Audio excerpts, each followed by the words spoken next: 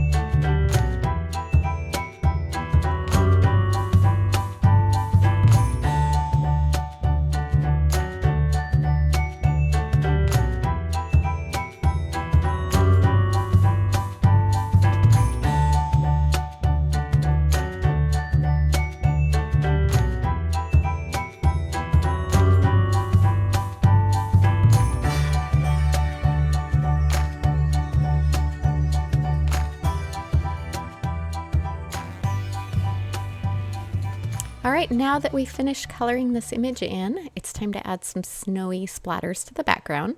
I did set that aside to dry before I moved on to this step.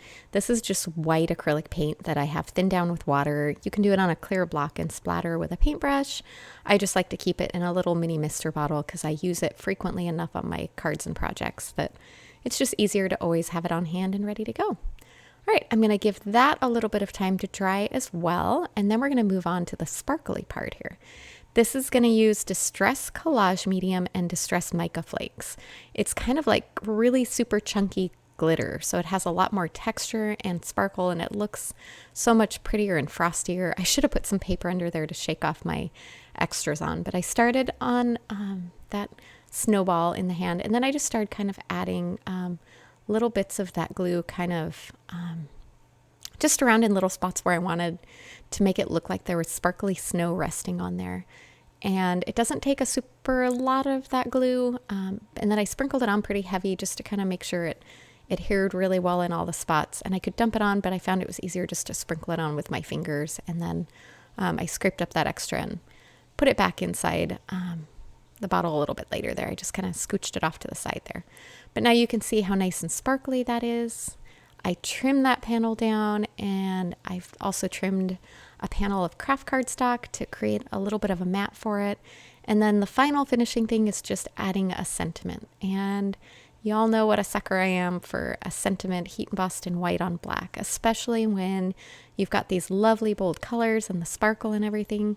It just makes the sentiments pop. And I love this super simple sentiment. You'll see in just a minute when I get it heat embossed. You might have seen the reflection there of it with the embossing ink. But isn't that sentiment just perfect for not only for this image, but also for this time of year?